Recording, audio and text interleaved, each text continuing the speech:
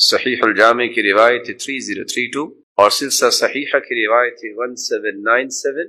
آپ صلی اللہ علیہ وسلم نے فرمایا 3 دعائیں رد نہیں ہوتی۔ دعوت الوالد لولدہ، والدین کی اولاد کے لیے دعا رد نہیں، ودعوت الصائم، روزے دار کی دعا بھی رد نہیں ہوتی، ودعوت المسافر، اور مسافر کی دعا بھی رد نہیں ہوتی۔ بلکہ امام ابن الجوزی رحمۃ اللہ علیہ البر والصلہ میں یہ روایت لائے ہیں سیدنا حسن بصری رحمۃ اللہ علیہ سے، دعاء الوالدین یثبت المال والولد ویثبت المال والولد، اولاد کی حفاظت، اس کی ثابت قدمی اور اس کے مال میں فراوانی کا سبب والدین کی دعائیں بنتی۔ دعاء الوالدین علی الولد یستأصل المال والولد، لیکن اگر والدین ہی بد دعا کر دیں تو اولاد کو کس چیز کا سامنا کرنا پڑے گا؟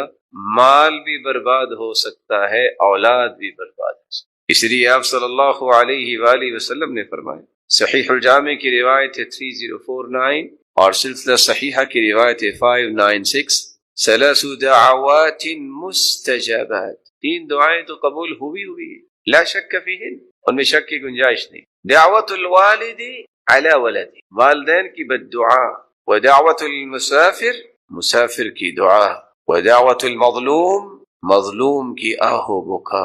رسول اکرم صلی اللہ علیہ وآلہ وسلم نے امت کو یہ بات سمجھائی ہے کہ یہ صرف بات نہیں ہے، یہ صرف نظریہ اور مفروضہ نہیں ہے کہ والدین کی بد دعا رد نہیں ہوتی۔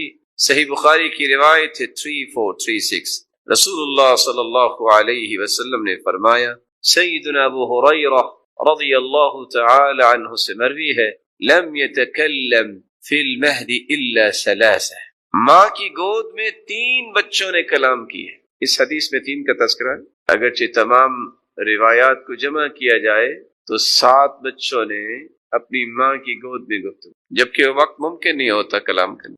عیسیٰ علیہ السلام، جب عیسیٰ علیہ السلام کو ماں لے کے آئی، لوگوں نے باتیں کی تو جواب کس نے دیا؟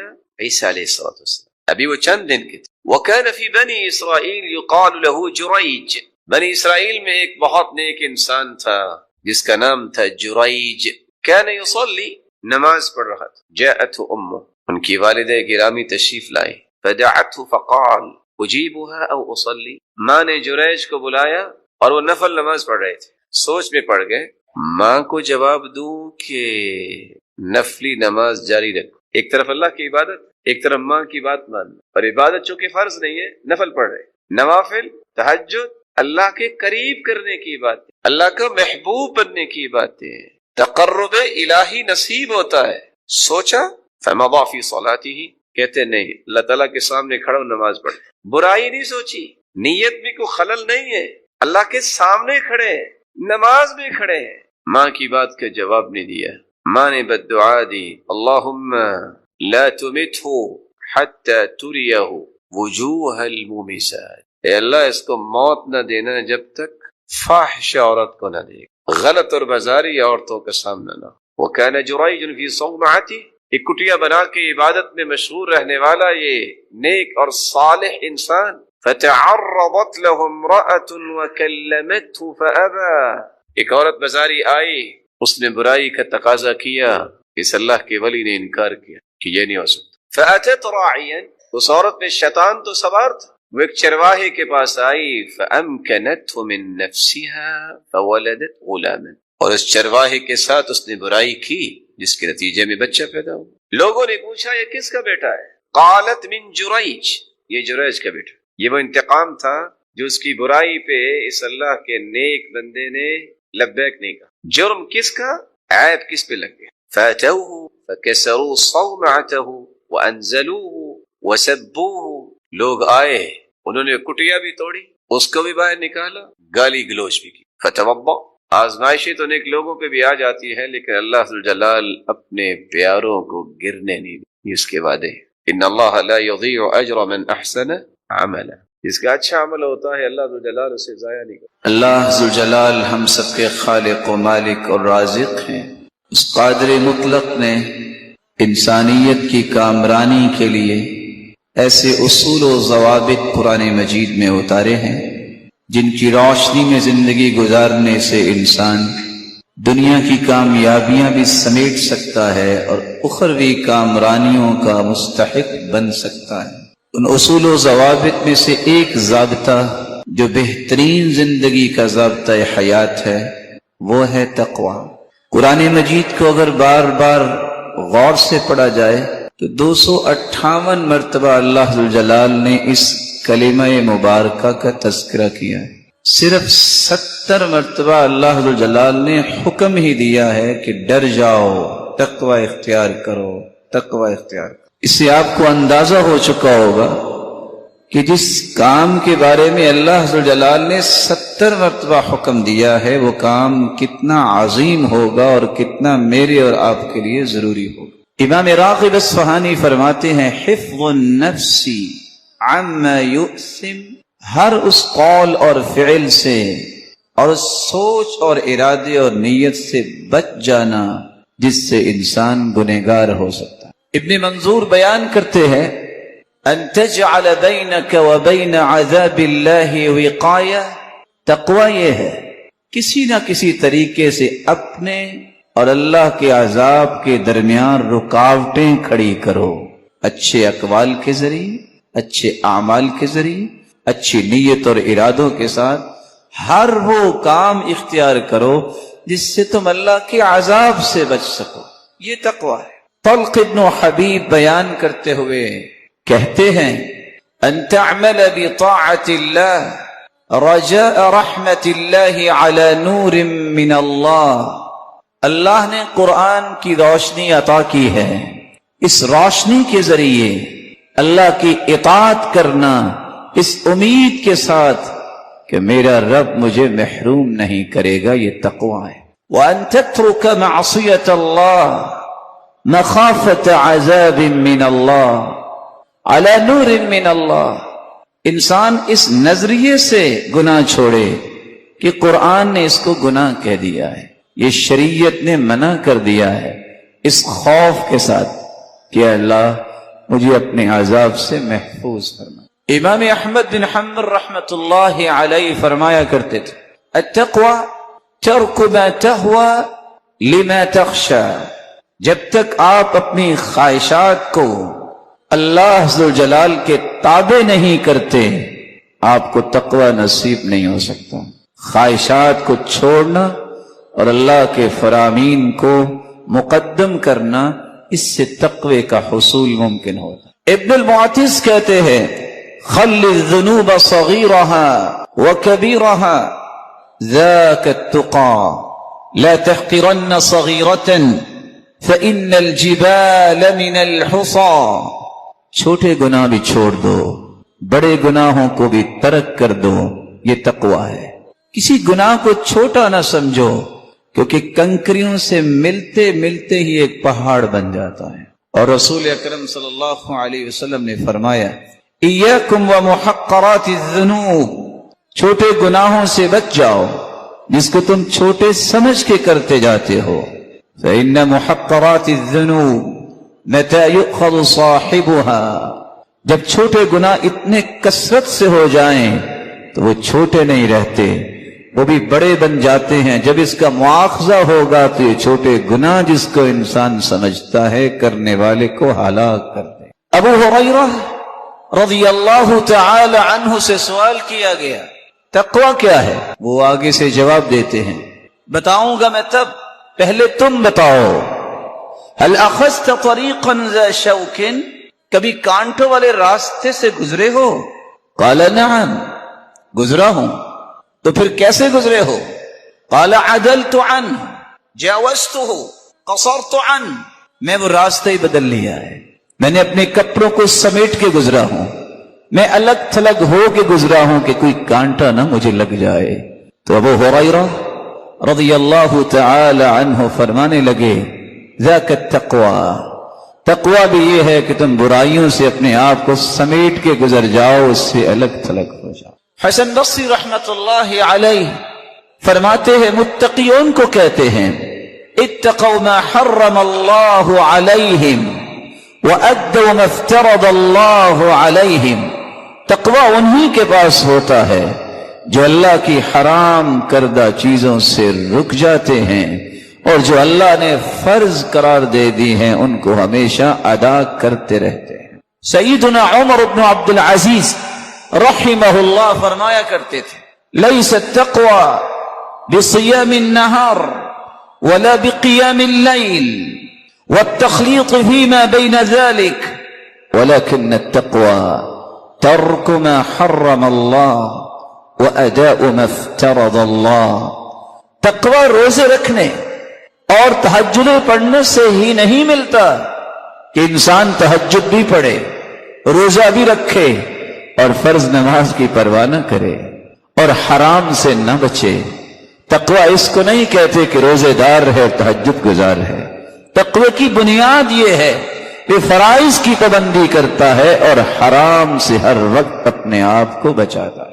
سیدنا علی رضی اللہ تعالی عنہ فرماتے ہیں التقوی یعنی قیامت اس کے بعد بہت قریب ہے، اور اس قدر قربت کی بات کرتے ہوئے فرمایا کہ میں اور قیامت اکٹھے ہی بھیجے گئے ہیں، اور قریب تھا کہ قیامت میں اسے سبقت لے جاتی۔ امام قرطبی رحمۃ اللہ علیہ فرماتے ہیں قیامت کی پہلی نشانی رسول اللہ صلی اللہ علیہ وآلہ وسلم کا تشریف لانا ہے، کیونکہ آپ آخری الزمان پیغمبر ہیں اور آپ صلی اللہ علیہ وآلہ وسلم اور قیامت کے درمیان کوئی اور نبی نہیں آنے والا، اس لیے آپ صلی اللہ علیہ وآلہ وسلم نے اپنے آپ کو قیامت کو اکٹھا بھیجنے کی بات کر دی۔ ان تین احادیث کی روشنی میں جہاں ہمیں یہ بات سمجھ آتی ہے کہ آپ صلی اللہ علیہ وآلہ وسلم کی بعثت، اس سے قیامت اور قرب قیامت کا احساس دلایا گیا ہے، وہاں ایک اشکال پیدا ہوتا ہے جس کو سمجھنا بھی ضروری ہے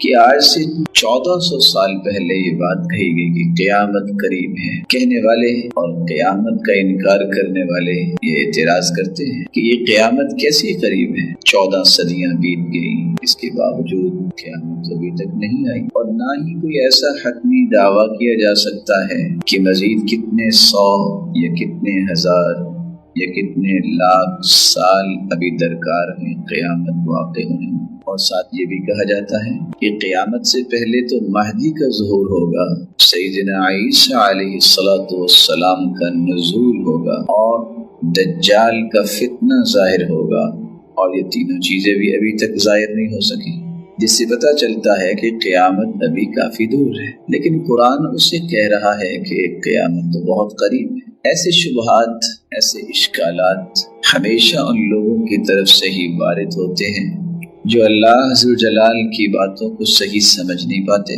جو قرآن و حدیث کا انکار ڈائریکٹلی یا انڈائریکٹلی کرنے میں جرأت کرتے ہیں۔ اس طرح کے شبہات کا جواب اس سے پہلے مفسرین دے چکے ہیں۔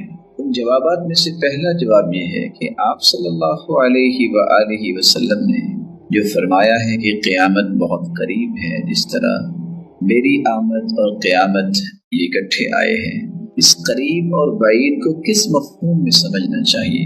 قرب اور بعد، قریبی اور دوری، جہاں یہ دونوں لفظ نزدیک اور دور کے لیے استعمال کیے جاتے ہیں، اسی طرح ان کا استعمال یہ بھی ہے کہ کسی چیز کے واقع ہونے، اس کے وقوع اور عدم وقوع کے لیے بھی استعمال ہوتے ہیں۔ تو گویا کہ کافر بھی اس وقت قیامت کے متعلق جو اپنی رائے زنی کرتے تھے کہ قیامت تو آنی نہیں ہے، تو قیامت قریب ہے، اس کا معنی یہ ہوتا ہے کہ قیامت واقعتاً آنے والی ہے، اور یہ یقینی بات ہے، اس میں شک شبے کی گنجائش نہیں ہے۔ اور کافر اس بات کا انکار کرتے تھے، جس انکار کی حقیقت کو قرآن اور حدیث نے کھولا کہ نہیں، تم تو سمجھتے ہو قیامت آنی ہی نہیں، قیامت آئے گی، یہ واقع ہوگی، یہ ایک یقینی بات ہے، اس میں شک کی گنجائش ہی نہیں۔ اس لیے حافظ ابن کثیر رحمۃ اللہ علیہ فرماتے ہیں کل ما آت فهو قریب وواقع لا محالہ، جو چیز آنے والی ہو اسے قریب ہی کہا جاتا ہے، لہذا اس کا وقوع جو ہے وہ لا محالہ ضروری ہے۔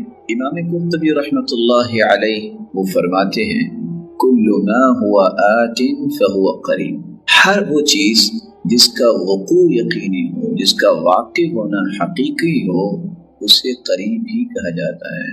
دوسرا معنی یہ ہے اور دوسرا جواب یہ ہے جو لوگ کہتے ہیں کہ ابھی تک تو قیامت آئی نہیں، کیسے قریب ہوئی؟ قیامت کے قریب اور بعید ہونے کا معنی اس کے قرب اور بعد کو سمجھنے کے لیے کائنات کی عمر کے اعتبار سے سمجھا جائے۔ عمر کے اعتبار سے سمجھنے کا کیا معنی ہے؟ جب سے کائنات معرض وجود میں آئی ہے اب تک اس کی مجموعی عمر کا بہت بڑا حصہ گزر چکا ہے، جو حصہ باقی رہ گیا ہے وہ تو تھوڑا ہی ہے۔ اس لیے حدیث کے الفاظ ہیں انما بقاؤکم فیما سلف قبلکم من الامم کما بین صلاة العصر الى غروب الشمس، تم سے پہلے جو امتیں گزر چکی ہیں ان کے مقابلے میں تمہاری مدت بقا اتنی ہے جتنی مدت نماز عصر سے غروب شمس تک۔ عسى ان يكون قریبا، شاید کہ قیامت قریب ہے۔ آپ صلی اللہ علیہ وسلم کا فرمان مبارک جو صحیح بخاری میں ہے 7467، اور یہ جو عسى ان يكون قریبا، شاید کہ قیامت قریب ہے، اس آیت اور حدیث کی روشنی میں امام آلوسی رحمۃ اللہ علیہ کی بات سمجھنے والی ہے۔ وہ لکھتے ہیں قربہ لأن ما بقي من زمان الدنيا اقل مما مضى منه، قیامت قریب ہے کیونکہ دنیا کی عمر کا جتنا باقی حصہ ہے اس سے بہت زیادہ حصہ گزر چکا ہے۔ کہاں 1,24,000 پیغمبروں کی بعثت ہوئی، کہاں آخری پیغمبر تشریف لا چکے، جب اس ہستی کے بعد کوئی پیغمبر ہے ہی نہیں، تو یہ ایک بدیہی بات سمجھ میں آ رہی ہے کہ اب قیامت بالکل قریب ہے، کیونکہ اس کے بعد تو نبوت کا سلسلہ ہی ختم ہو گیا، جو اللہ کی طرف سے احکامات آنے تھے وہ آ چکے، اب تو اس کی تنفیذ کے لیے کوشش کی جائے گی۔ جو اللہ کے پیارے پیغمبر کے سچے وارث ہیں وہ انہی تعلیمات کو آگے پہنچانے میں اپنی زندگیاں کھپائیں گے، اور یہاں تک کہ اللہ کے حکم سے یہ نشانیاں چلتی چلتی بڑی نشانیوں کی طرف منتقل ہوں گی اور آخر قیامت آ جائے گی۔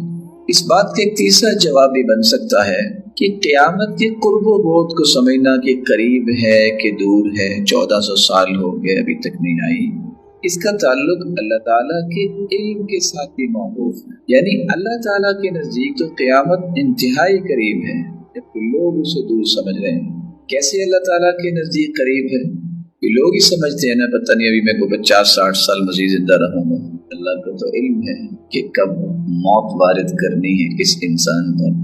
چونکہ وقت آیا ہے تو میں یہ گزارش کر دوں، آج فتنے بہت ہیں، فتنوں سے بچنے کا جو طریقہ رسول اکرم صلی اللہ علیہ وسلم نے دیا ہے، ان طریقوں کو اگر غور سے پڑھا جائے تو اللہ کے ذکر اور قرآن سے بڑھ کے کوئی طریقہ نہیں۔ گھر گھر میں جادو ٹونا اور نہ جانے کیا کیا نام ہے۔ عقبہ بن عامر رضی اللہ تعالی عنہ کہا کرتے تھے کہ امرنی رسول اللہ صلی اللہ علیہ وسلم ان اقرأ المعوذتین بعد کل صلاة، اللہ کے رسول صلی اللہ علیہ وسلم نے مجھے ہر نماز کے بعد آخری 2 سورتیں پڑھنے کا حکم دیا۔ جو شخص صبح و شام کے اذکار کرتا ہے اور پھر ہر نماز کے بعد اذکار، اور اس روایت کی روشنی میں ہر نماز کے بعد آخری 2 سورتیں، اللہ کی رحمت اور اس کے فضل سے نہ اس پہ کبھی جادو ہوگا نہ کبھی ٹونا ہوگا۔ اس لیے آپ ذکر پہ کبھی سودے بازی نہ کیا کریں۔ اور حیرانگی ہوگی آپ کو یہ بات سن کے، امام ابن تیمیہ رحمۃ اللہ علیہ، ہم نماز پڑھتے ہیں نا تو نماز کے بعد حالانکہ نیکی کی غرض ہوتی ہے، محبت ہی ہوتی ہے، ایک دوسرے سے سلام کرتے ہیں آکے، چلو جی کوئی معزز آدمی آیا، ان سے کوئی سلام کرنا چاہتے وہ اپنے منہ پہ ہاتھ رکھ لیتے، کیونکہ اس وقت سنت کیا ہے؟ ذکر کرنا، سلام لینا نہیں ہے۔ اور ساتھ کہتے ہادی غدوتی، یہ میرا کھانا ہے، اگر میں نے یہ کھانا نہ کھایا تو میں زندہ ہی نہیں رہ سکتا۔ ذکر کرنے کے بعد پھر ملتے، اور ان کا اخلاق کتنا عالی تھا۔ اس لیے نماز کے بعد ذکر پہ آپ کبھی کمپرومائز نہ کیا کریں۔ اور اس کی ایک اور وجہ ہے، صحیح بخاری کی روایت اگر میں ساتھ ملاؤں، جو شخص فرض نماز پڑھتا ہے اور اپنی جگہ پہ بیٹھا رہتا ہے، اپنی جگہ سے کیا مراد ہے؟ میدان فی مصلی، جہاں اس کے قدم ہے، جہاں اس نے سجدہ دیا، یہ جگہ اس کی ہے، اپنی جگہ پہ بیٹھ کے ذکر کرتا ہے، اللہ کے نورانی فرشتے اس کے لیے 3 دعائیں کرتے ہیں۔ پتہ ہے ان فرشتوں کی تعداد کتنی ہے؟ دوسری صحیح بخاری کی روایت ہے کہ ان للہ ملائکۃ سیارۃ فضلا، اللہ کے کچھ موبائل فرشتے ہیں جو ہر وقت زمین میں گردش کرتے رہتے ہیں، یبتغون مجالس الذکر، اور وہ اللہ کے ذکر کی مجالس کی تلاش میں ہوتے ہیں، فاذا وجدوا ذلك جلسوا معهم، اگر ان کو کوئی ایسی مجلس مل جائے تو وہ بھی بیٹھ جاتے ہیں۔ وہ کتنے ہوتے ہیں؟ حتی یملأ ما بین السماء والارض، زمین اور آسمان کا خلا ان فرشتوں سے بھر جاتا ہے۔ ایسے کتنے کو ہو سکتے ہیں؟ اس کی تعداد میں اور آپ اندازہ کر سکتے۔ جس شخص کے لیے اتنے فرشتے 3 دعائیں کریں، اور دعا کیا ہے؟ اللہم اغفر لہ، اے اللہ اس کو معاف کر دے، اللہم تب علیہ، اے اللہ اس کی توبہ کو قبول فرما لے، اللہم ارحم، اللہم اغفر لہ، اللہم تب علیہ، اللہ اس پہ رحمت کی برکھا برسا دے۔ جس کو 3 دعائیں کھربوں فرشتوں کے مل جائیں، اور یہ بات طے شدہ ہے، فرشتوں کی دعا رد نہیں ہوتی۔ کائنات میں کوئی ایسا شخص نہیں ہے جو یہ کہہ سکتا ہو کہ میری دعا رد نہیں ہوتی، لیکن فرشتوں کے بارے میں قرآن نے کہہ دیا ہے۔ کیوں رد نہیں ہوتی فرشتوں کی دعا؟ کیونکہ فرشتے کسی کے لیے دعا اس وقت تک کرتے ہی نہیں جب تک اللہ کا حکم نہ آ جائے، اور اللہ رب العزت اس وقت تک فرشتوں کو دعا کا حکم دیتے ہی نہیں جب تک اپنے بندے سے راضی نہ ہو جائیں۔ اس سے بڑا سعادت مند کون ہے کہ جس کے لیے کھربوں فرشتے دعا کریں اور وہ نماز پڑھنے آیا ہے اور 3 دعائیں قبول ہو جائیں، تو اس سے بڑا کوئی سعادت مند ہے؟ تو میں عجباً پھر گزارش کروں گا کہ آپ نماز کے بعد ذکر کیے بغیر اپنی جگہ سے نہ جایا کریں۔ ایسے ہی ہوگا انشاءاللہ۔ اللہ آپ سب کو عزت سے نوازے اور برکتوں سے نوازے۔ اللہ ذوالجلال نے اپنے پیغمبر کے ذریعے ایک بہت بڑا انعام ہم تک پہنچایا، اور وہ کون سا انعام ہے جس کے بارے میں آپ کی خدمت میں چند باتیں رکھنا چاہتا ہوں۔ یہ ایمان کی لذت اور مٹھاس اور حلاوت، یہ نصیب کس شخص کو؟ کھانا انسان کی جسمانی ضرورت ہے، کھانا اور پینا یہ جسم کی غذا ہے۔ اللہ کی طرف سے نازل شدہ وحی، قرآن و حدیث یہ روح کی غذا ہے۔ کھانا پینا جتنا اچھا ہوگا اس کی لذت زبان محسوس کرتی ہے، ایمان جتنا اچھا ہوگا اس کی لذت دل محسوس کرتا ہے۔ انسان جسمانی طور پر بیمار ہو جائے، اچھے سے اچھا کھانا بھی اس کے سامنے رکھ دے اسے کڑوا لگتا ہے۔ انسان کا روح بیمار ہو جائے اور انسان کا ایمان کمزور ہو جائے تو انسان کو دنیا کی کوئی خوشی خوشی کیا، کوئی غمی غمی محسوس نہیں ہوتی، اس کے اندر صرف قلق ہوتی ہے، اضطراب ہوتا ہے، فرسٹریشن ہوتی ہے، ہر وقت پریشان، ہر وقت جو ہے کسی ڈپریشن کا شکار رہتا ہے۔ سبب کیا ہے؟ یہ بیچارہ ایمانی طور پہ دیوالیہ ہو چکا۔ مصیبتیں انبیاء پر بھی آئیں، اولیاء و اصفیاء پر بھی آئی، اس کا معنی یہ ہے کہ اللہ سے تعلق توڑ لے، اس کا معنی یہ ہے کہ مایوس ہو جائے، اس کا معنی یہ ہے کہ عبادت چھوڑ دے، اس کا معنی یہ ہے کہ اللہ کو یاد کرنا چھوڑ دے، اس کا معنی ہے کہ نعوذ باللہ غلط باتیں اپنی زبان سے بولنا شروع کر دے، اس کا معنی یہ ہے کہ گریبان چاک کرے، اس کا معنی یہ ہے کہ اپنے چہرے کو خود ہی تھپیڑے مارنا شروع کر دے، اس کا معنی یہ ہے کہ اللہ پہ اعتراض کرنا شروع کر دے۔ نہیں، ایمان کا معنی یہ ہے کہ کہا جائے کل لن یصیبنا الا ما كتب اللہ لنا هو مولانا، جو بھی حالات پیش آئیں گے وہ میرے رب نے فیصلہ کیا ہے، اور اللہ ذوالجلال ہمارا مولا ہے، وہی ہمارا مالک ہے، اس کے فیصلے پہ ہم راضی ہیں۔ لذتی و راحتی فیما قدر علی، میری زندگی کی اصل لذت و حلاوت اور مٹھاس یہ ہے میرے رب نے جو فیصلہ کیا ہے وہ بالکل ٹھیک کیا ہے، میں اس پہ راضی۔ قرآن مجید کی سب سے خوبصورت صورتیں جو فجر کی نماز سے پہلے 2 رکعتوں کے اندر پڑھی جاتی ہیں، قل یا ایھا الکافرون اور قل هو اللہ احد، بلکہ اس صورت کے الفاظ اللہ کے ہاں اتنا مقام رکھتے ہیں، ان الفاظ کے ساتھ اگر دعا کی جائے تو یہ اس میں اعظم بن جاتا ہے، جو بھی دعا کی جائے اللہ اس دعا کو رد نہیں کرتے۔ رسول اللہ صلی اللہ علیہ وسلم کے صحابی بیان کرتے ہیں، میں رسول اللہ صلی اللہ علیہ وسلم کے ساتھ مسجد میں داخل ہوا، ایک شخص نماز پڑھ رہا تھا اور دعا کر رہا تھا، اللہم انی اسألک بأنی اشہد ان لا الہ الا انت الاحد الصمد الذي لم يلد ولم یولد ولم یکن له کفوا احد۔ ان الفاظ کے ساتھ اس نے دعا کی تو اللہ کے رسول صلی اللہ علیہ وسلم فرمانے لگے، والذی نفسی بیدی لقد سألہ باسمہ الاعظم الذي اذا سئل به اعطى واذا دعي به اجاب، اس ذات کی قسم جس کے ہاتھ میں میری جان ہے، اس شخص نے اسم اعظم کے ساتھ دعا کی، اور جو ان کلمات کے ساتھ دعا کرتا ہے، جو بھی سوال کرتا ہے اللہ رب العزت اسے عطا کر دیتے ہیں، جو بھی دعا کرتا ہے اللہ رب العزت اس کی دعا کو قبول فرماتے ہیں۔ بلکہ رسول اللہ صلی اللہ علیہ وسلم نے فرمایا جو سورۃ الاخلاص کی تلاوت کرتا ہے اللہ رب العزت اس کے گناہوں کو بھی معاف فرما دیتے ہیں۔ ایک مرتبہ نہیں، آپ نے 3 مرتبہ فرمایا قل یا ایھا الکافرون فقال قد برئ من الشرک۔ ایک آدمی کو قل یا ایھا الکافرون پڑھتے سنا، آپ نے فرمایا یہ شرک سے بری ہو گیا۔ دوسرے شخص کو سنا وہ قل هو اللہ احد پڑھ رہا تھا، فقال غفر له، اللہ رب العزت نے اس کے گناہوں کو معاف کر دیا ہے۔ آج فتنے بہت ہیں، فتنوں سے بچنے کا جو طریقہ رسول اکرم صلی اللہ علیہ وسلم نے دیا ہے، ان طریقوں کو اگر غور سے پڑھا جائے تو اللہ کے ذکر اور قرآن سے بڑھ کے کوئی طریقہ نہیں۔ گھر گھر میں جادو، ٹونا اور نہ جانے کیا کیا نام ہے۔ عقبہ بن عامر رضی اللہ تعالی عنہ کہا کرتے تھے کہ امرنی رسول اللہ صلی اللہ علیہ وسلم ان اقرأ المعوذتین بعد کل صلاۃ، اللہ کے رسول صلی اللہ علیہ وسلم نے مجھے ہر نماز کے بعد آخری 2 سورتیں پڑھنے کا حکم دیا۔ جو شخص صبح و شام کے اذکار کرتا ہے اور پھر ہر نماز کے بعد اذکار، اور اس روایت کی روشنی میں ہر نماز کے بعد آخری 2 سورتیں، اللہ کی رحمت اور اس کے فضل سے نہ اس پہ کبھی جادو ہوگا نہ کبھی ٹونا ہوگا۔ اس لیے آپ ذکر پہ کبھی سودے بازی نہ کیا کریں۔ اور حیرانگی ہوگی آپ کو یہ بات سن کے، امام ابن تیمیہ رحمۃ اللہ علیہ، ہم نماز پڑھتے ہیں نا، تو نماز کے بعد حالانکہ نیکی کی غرض ہوتی ہے، محبت ہی ہوتی ہے، ایک دوسرے سے سلام کرتے ہیں، آکے چلو جی کوئی معزز آدمی آیا، ان سے کوئی سلام کرنا چاہتے وہ اپنے منہ پہ ہاتھ رکھ لیتے، کیونکہ اس وقت سنت کیا ہے؟ ذکر کرنا، سلام لینا نہیں ہے۔ اور ساتھ کہتے ہادی غدوتی، یہ میرا کھانا ہے، اگر میں نے یہ کھانا نہ کھایا تو میں زندہ ہی نہیں رہ سکتا۔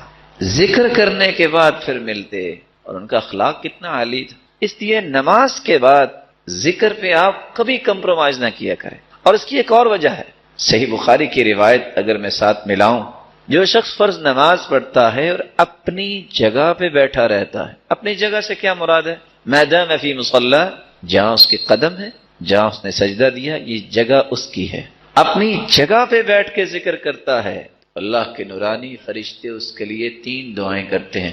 پتہ ہے ان فرشتوں کی تعداد کتنی ہے؟ دوسری صحیح بخاری کی روایت ہے کہ ان للہ ملائکۃ سیارۃ فضلا، اللہ کے کچھ موبائل فرشتے ہیں جو ہر وقت زمین میں گردش کرتے رہتے ہیں، یبتغون مجالس الذکر، اور وہ اللہ کے ذکر کی مجالس کی تلاش میں ہوتے ہیں۔ فَإِذَا وَجَدُوا ذَلِكَ جَلَسُوا مَعَهُمْ، اگر ان کو کوئی ایسی مجلس مل جائے تو وہ بھی بیٹھ جاتے ہیں۔ وہ کتنے ہوتے ہیں؟ حَتَّى يَمْلَأُ مَا بَيْنَ السَّمَاءِ وَالْأَرْضِ، زمین اور آسمان کا خلا ان فرشتوں سے بھر جاتا ہے۔ ویسے کتنے کو ہو سکتے ہیں؟ اس کی تعداد میں اور آپ اندازہ کر سکتے ہیں؟ جس شخص کے لیے اتنے فرشتے 3 دعائیں کریں، اور دعا کیا ہے؟ اللہم اغفر لہ، اے اللہ اس کو معاف کر دے، اللہم تب علیہ، اے اللہ اس کی توبہ کو قبول فرما لے، اللہم ارحم، اللہم اغفر لہ، اللہم تب علیہ، اللہ اس پہ رحمت کی برکھا برسا دے۔ جس کو 3 دعائیں کھربوں فرشتوں کے مل جائیں، اور یہ بات طے شدہ ہے، فرشتوں کی دعا رد نہیں ہوتی۔ کائنات میں کوئی ایسا شخص نہیں ہے جو یہ کہہ سکتا ہو کہ میری دعا رد نہیں ہوتی، لیکن فرشتوں کے بارے میں قرآن نے کہہ دیا ہے۔ کیوں رد نہیں ہوتی فرشتوں کی دعا؟ کیونکہ فرشتے کسی کے لیے دعا اس وقت تک کرتے ہی نہیں جب تک اللہ کا حکم نہ آ جائے، اور اللہ رب العزت اس وقت تک فرشتوں کو دعا کا حکم دیتے ہی نہیں جب تک اپنے بندے سے راضی نہ ہو جائیں۔ اس سے بڑا سعادت مند کون ہے کہ جس کے لیے کھربوں فرشتے دعا کریں اور وہ نماز پڑھنے آیا ہے اور 3 دعائیں قبول ہو جائیں، تو اس سے بڑا کوئی سعادت مند ہے؟ تو میں عجباً پھر گزارش کروں گا کہ آپ نماز کے بعد ذکر کیے بغیر اپنی جگہ سے نہ جایا کریں۔ ایسا ہی ہوگا انشاءاللہ۔ اللہ آپ سب کو عزت سے نوازے اور برکتوں سے نوازے۔ اور اللہ مدد کیسے کرتے ہیں؟ فرشتوں کے ذریعے۔ صحیح مسلم کی روایت ہے، بينما رجل يمشي بفلاة من الأرض إذ سمع صوتا في سحابة اسقي حديقة فلان. ایک آدمی چٹیل میدان میں چل رہا تھا، اچانک بادل سے آواز آئی، اے بادل فلاں کے باغ کو سیراب کر دو. فتنحى ذلك السحاب، وہ بادل کا ٹکڑا وہاں سے حرکت میں آتا ہے. فأفرغ ماءه في حرة، اور کالے پتھروں پہ برسنا لگ جاتا ہے.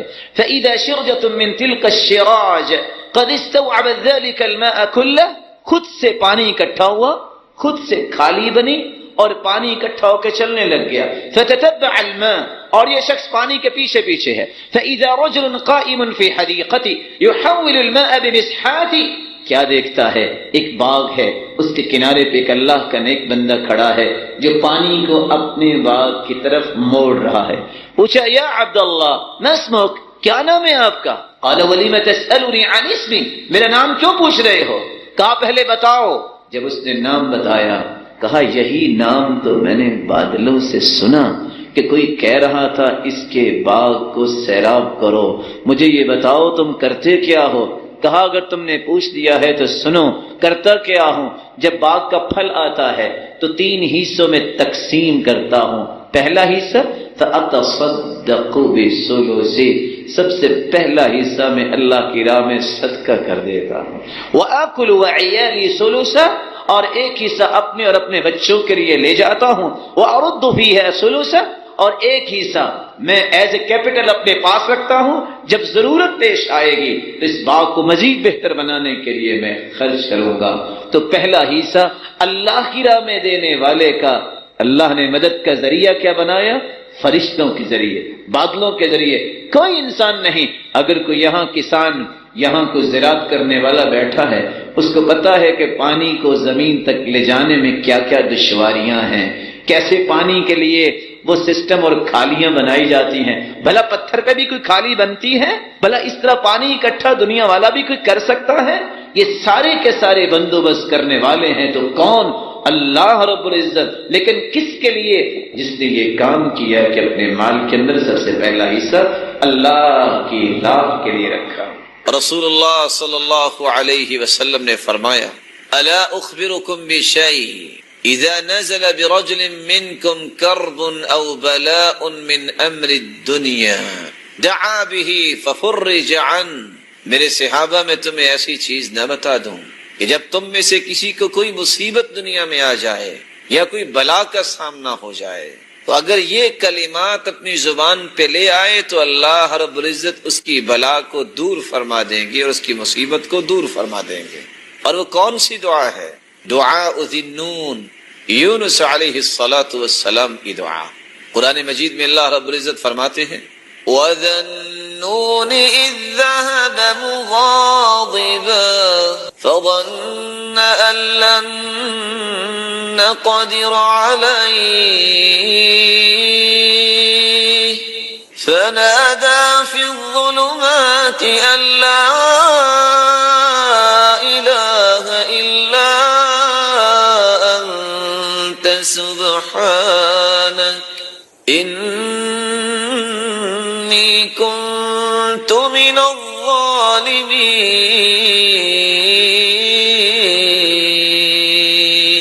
قوم سے ناراض ہو کہ یونس علیہ الصلاۃ والسلام وہاں سے چل دیے. فظن ان لن نقدر علیہ، اور اس کا گمان یہ تھا کہ ہمارے پاس قدرت نہیں ہے، کہ جہاں بھی جائے گا تو ہماری قدرت نہیں ہے. فنادى في الظلمات، جب وہ مچھلی کے پیٹ میں جا گرا، رات کا اندھیرا، سمندر کا اندھیرا اور مچھلی کے پیٹ کا اندھیرا، اس وقت اس نے دعا کی لا الہ الا انت سبحانک، اے اللہ تیرے علاوہ کوئی عبادت کے لائق نہیں، تو تو پاک ہے. انی کنت من الظالمین، میں نے اپنی جان پہ ظلم کر لیا. یہ کلمات انسان اگر اپنی زبان پہ لے آئے، رسول اللہ صلی اللہ علیہ وسلم کا فرمان معظم ہے لم يدع بها رجل قط الا استجاب اللہ تعالی له. جس مصیبت میں بھی انسان پھنسا ہے، اگر یہ کلمات زبان پہ لے آئے، اللہ رب العزت اس کی دعا کو قبول فرماتے ہیں اور اس کی مصیبت کو دور فرما دیتے ہیں. قرآن مجید نے اس بات کو بھی بیان کیا ہے کہ فاسق ذکر الہی کی پرواہ نہیں کرتا. ولا تكونوا كالذين نسوا الله فأنساهم أنفسهم أولئك هم الفاسقون۔ ایسے لوگوں کی طرح نہ ہو جاؤ جنہوں نے اللہ کو بھلا دیا، اللہ نے انہیں بھلا دیا، ان کو اپنا بھی یاد نہیں رہتا کہ میں نے کیا کرنا ہے کیا نہیں کرنا۔ جو اللہ کے ذکر سے محروم ہے، اس سے بڑا محروم کون ہو سکتا ہے؟ اس لیے میں آپ کی خدمت میں ادب سے گزارش کروں گا، 101 بیماریوں کے نام لینے والے لیتے ہیں، اگر دنیا کی ہر مصیبت سے اپنے آپ کو محفوظ کرنا چاہتے ہو تو ذکر الہی سے بڑھ کے کوئی مضبوط قلعہ نہیں۔ صبح شام کے اذکار کی پابندی کیا، نماز کے بعد گنتی کے 4 سے 5 منٹ، زیادہ نہیں، اللہ کا ذکر کرو۔ زیادہ سے زیادہ انسان کو یہ ہوتا ہے دکان، میرے کسٹمر انتظار کر رہے ہوں گے، دینا پھر بھی کس نے ہے؟ دینے والے کو چھوڑ کے چلے جاؤ، جو لینے والے ان کے پاس چلے جاؤ، کیا ملے گا؟ زیادہ سے زیادہ کتنی کمائی کر لو؟ حدیث کہتی ہے صحابہ نے کہا اللہ کے رسول سبق المفردون، سبقت لے گئے جن کے پاس مال تھا، وہ حج، عمرہ، جہاد، صدقہ کرتے، ہمارے پاس اتنے مال ہی نہیں ہے، ہمیں بھی کوئی نسخہ بتا دیجئے کہ ان کے اجر کے برابر ہو جائیں۔ یہ نہیں نسخہ مانگا کہ کوئی نسخہ لائن بتا دے کہ اتنا مال مل جائے، وہ بھی صدقہ ہے۔ وَمَا أَطْعَمْتَ نَفْسَكَ فَهُوَ لَكَ صَدَقَةٌ، اور جو اپنی جان پہ اس نظریے سے خرچ کرتے ہو، طاقت ملے میں اللہ کی عبادت خوبصورت کروں اور دنیا کے لیے خیر خواہی کا پیغام دینے والا بنوں، تو یہ کھانا پینا بھی صدقہ ہے۔ اور 7ویں روایت کے الفاظ یہ بھی ہیں، تَبَسُّمُكَ فِي وَجْهِ أَخِيكَ لَكَ صَدَقَةٌ، کسی مسلمان کو مسکرا کر ملنا بھی صدقہ ہے۔ وَإِفْرَاغُكَ مِن دَلْوِكَ فِي دَلْوِ أَخِيكَ لَكَ صَدَقَةٌ، اپنے ڈول سے پانی نکال کر بھائی کے ڈول میں ڈال دینا یہ بھی صدقہ ہے۔ کبھی اپنی جیب میں بھی ہاتھ ڈال کے کسی کی جیب میں کچھ ڈال دینا جس کے پاس کچھ نہیں ہے، صدقہ ہے۔ اور رسول اللہ صلی اللہ علیہ وسلم نے یہ بھی فرمایا کل معروف صدقہ، ہر نیکی صدقہ ہے۔ آپ صلی اللہ علیہ وسلم نے یہ بھی فرمایا الضیافۃ 3 ایام فما زاد فهو صدقہ، 3 دن مہمان نوازی کرنا تو ضروری ہے، جو اس سے زیادہ آپ کسی مہمان کو کچھ کھلاتے پلاتے ہو وہ صدقہ ہے۔ رسول اللہ صلی اللہ علیہ وسلم نے یہ بھی فرمایا کف شرک عن الناس فإنها صدقۃ منک علی نفسک، اپنی تکلیف سے لوگوں کو بچانا بھی صدقہ ہے۔ ایک ہے لوگوں کی تکلیف، ایک ہے کہ خود بھی کسی کو تکلیف نہ دو، یہ بھی بہت بڑا صدقہ ہے۔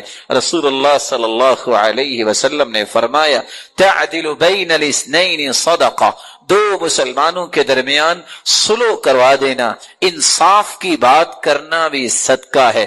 تعین الرجل علی دابتہ فیحمل علیہا، کسی شخص کی مدد کرنا اور اس کو اپنی سواری کے ساتھ بٹھا لینا بھی صدقہ ہے۔ او ترفع له علیہا متاعہ صدقہ، کسی کے پاس سامان زیادہ ہے، وہ اپنی سواری پہ سامان نہیں رکھ سکتا، اس کے سامان کو اٹھا کے اس کی مدد کر کے اس کے سامان کو رکھوا دینا یہ بھی صدقہ ہے۔ کل خطوۃ یخطوها الی الصلاۃ صدقہ، نماز کے لیے گھر سے نکلنا ہر اٹھنے والا قدم بھی صدقہ ہے۔ بکل صلاۃ وصدقۃ وصیام صدقہ وحج صدقہ، روزہ رکھنا اور اگر عمرے کی اور حج کی توفیق اللہ دیتا ہے تو یہ بھی صدقہ ہے۔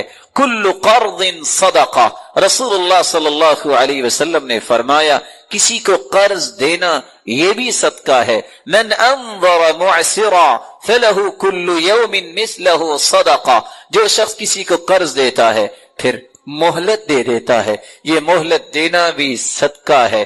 رسول اللہ صلی اللہ علیہ وسلم نے فرمایا ما من مسلم يزرع زرعا او يغرس غرسا فيأكل منه طير او انسان او بهيمة الا كانت له به صدقہ، تم میں سے کوئی اگر کاشتکاری کرتا ہے، باغبانی کرتا ہے، درخت لگاتا ہے، اس میں سے کوئی انسان کھا لے، کوئی جانور کھا لے، کوئی پرندہ کھا لے، آپ کو تو علم نہیں لیکن وہ بھی آپ کے نام اعمال میں بطور صدقہ لکھا جائے گا۔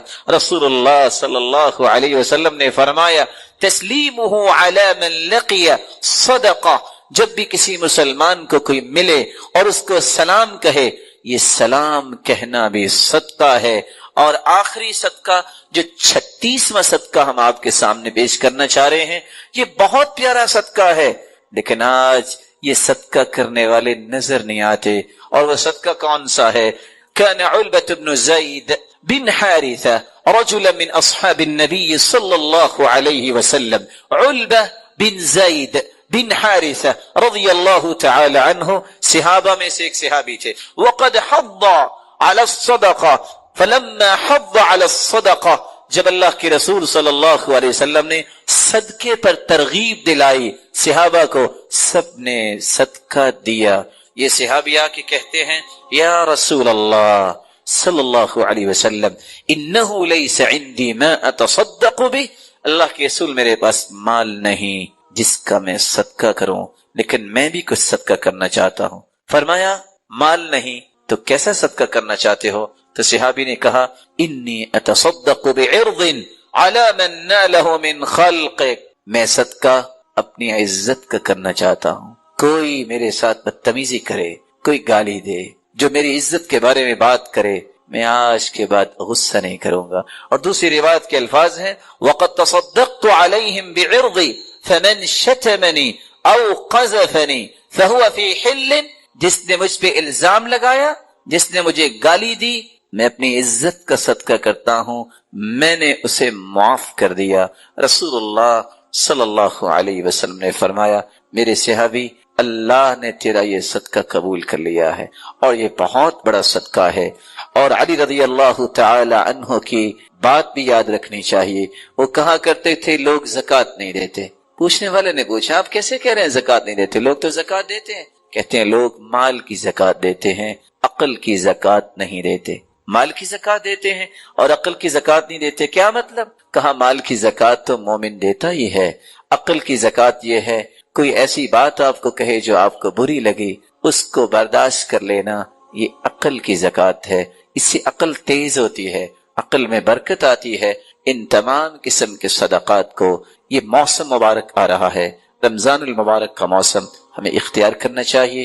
میری اللہ رب العزت سے دعا ہے اللہ تعالیٰ رمضان سے پہلے 3 کام اور رمضان میں ان 7 کاموں کو اچھے طریقے سے سمجھنے اور اس کے مطابق ان مبارک لمحات کو گزارنے کی توفیق عطا فرمائے۔ دعا کیجیے جتنے یہ بات سن رہے ہیں، اے اللہ ان سب کو رحمتوں، راحتوں، عزتوں اور برکتوں سے نواز دے۔ مولا کریم اگر کوئی بیمار ہیں تو ان کی بیماریوں کو شفاؤں میں تبدیل فرما دے۔ مولا کریم جو صاحب اولاد ہیں تو ان کی اولاد کو نیک بنا، دست و بازو بنا، آنکھوں کی ٹھنڈک بنا اور صدقہ جاریہ بنا۔ الہ العالمین اگر کوئی اولاد کی نعمت سے محروم ہے تو ان کی جھولیوں کو بارونق بنا دے۔ مولا کریم اگر کوئی صاحب مال ہیں تو ان کے مال میں برکت فرما دے اور ان کو فتنوں اور آزمائشوں سے بچا اور ان کو حاسدوں کے حسد اور شریروں کی شرارت سے بچا۔ الہ العالمین مقروض کے غیبی خزانوں میں سے مدد فرما اور جو بے روزگار ہیں اے اللہ تو ان کو بھی تونگر بنا دے۔ الہ العالمین ہمیں ایمان کی حالت میں رمضان کی نعمت نصیب فرما اور پھر رمضان المبارک کی رونقیں اور برکتیں حاصل کرنے کی بھی توفیق عطا فرما۔ الہ العالمین جب تک رکھنا ایمان سے رکھنا، جب بلانا تو ایمان کی خوبصورت کیفیت میں بلانا، جس طرح آج تیرے دین کے لیے ہم جمع ہیں، اے اللہ ہم سب کو جنت الفردوس میں جمع فرما۔ مولا کریم اپنے محبوب کی رفاقت نصیب فرما۔ الہ العالمین اپنے دیدار کا مستحق بنا۔ وآخر دعوانا ان الحمد للہ رب العالمین۔ اللہ کے دین کی دعوت اور لوگوں تک پہنچانے کے لیے اس ویڈیو کو ضرور لائک، شیئر، کمنٹ اور سبسکرائب کریں۔